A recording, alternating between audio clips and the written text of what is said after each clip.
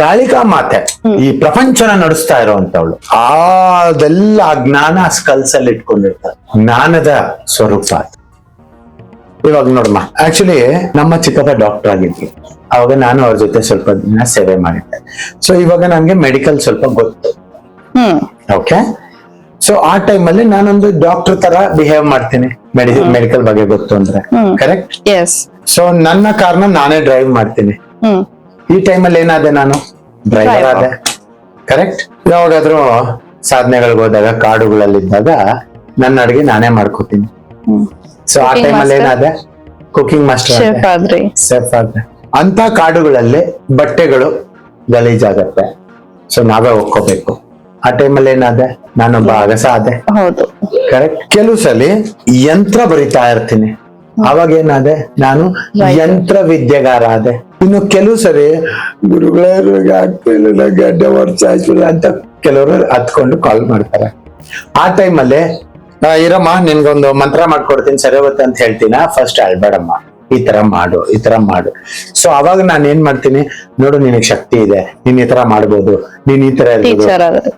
Teacher ಅಲ್ಲ, motivational speaker ಆದೆ. ಅವಾಗ ಮೋಟಿವೇಶನಲ್ ಸ್ಪೀಕರ್ ಆದೆ. ಕರೆಕ್ಟಾ?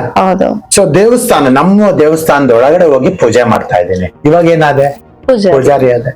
ಸೊ ನಾನು ಒಬ್ಬ ಸಿಂಪಲ್ ಮನುಷ್ಯ, ನನ್ನಲ್ಲೇ ಇಷ್ಟು ಡಿಫ್ರೆಂಟ್ ಆಂಗಲ್ಸ್ ಇದೆ ಅಂದ್ರೆ ಕಾಳಿಕಾ ಮಾತೆ ಈ ಪ್ರಪಂಚನ ನಡೆಸ್ತಾ ಇರೋಂತವಳು. ನೋಡು, ಕರೆಂಟ್ ಹೋಯ್ತು, ನಡೆಸ್ತಾ ಇದ್ದಾಳ ಇಲ್ವಾ? ಇಲ್ಲಿ ಡಾರ್ಕ್ನೆಸ್ ಬಂತಾ ಇಲ್ವಾ?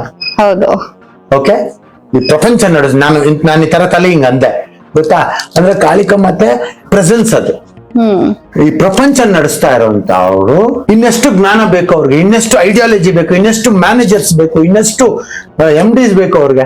ಅದೆಲ್ಲ ಜ್ಞಾನ ಸ್ಕಲ್ಸ್ ಅಲ್ಲಿ ಇಟ್ಕೊಂಡಿರ್ತಾರೆ. ಜ್ಞಾನದ ಸ್ವರೂಪ. ಇನ್ನೇನಾದ್ರು ಇದ್ರೆ ಕೇಳಿ. ಗುರುಜಿ, ಇಷ್ಟೆಲ್ಲ ಮಾತಾಡದ್ವಲ್ಲ, ನಾವು ಪ್ರತಿ ಸರಿ ದೇವಿ ಬಗ್ಗೆ ಮಾತಾಡ್ಬೇಕಾದ್ರೆ, ಕಾಳಿ ಮಾತೆ ಬಗ್ಗೆ ಮಾತಾಡ್ಬೇಕಾದ್ರೆ ಏನೋ ಒಂದು ನಮ್ಗೆ ಹಿಂಟ್ ಕೊಡ್ತಾನೆ ಇದಾರೆ ಹಿಂದೆ ಅನ್ನೋದು ನನಗ್ ಗೊತ್ತಾಯ್ತು. ಹೌದು. ಬಿಕಾಸ್ ಲಾಸ್ಟ್ ಎಪಿಸೋಡ್, ಲಾಸ್ಟ್ ಒಂದು ಇಂಟರ್ವ್ಯೂ ಇಂದಾನು ಅಬ್ಸರ್ವ್ ಮಾಡ್ಕೊಂಡ್ ಬಂದಿರೋದು. ಆ ದೇವಿ ಬಗ್ಗೆ ಮಾತಾಡ್ಬೇಕಾದ್ರೆ ಒಂದಲ್ಲ ಒಂದ್ ಹಿಂಟ್ ಕೊಡ್ತಾರೆ.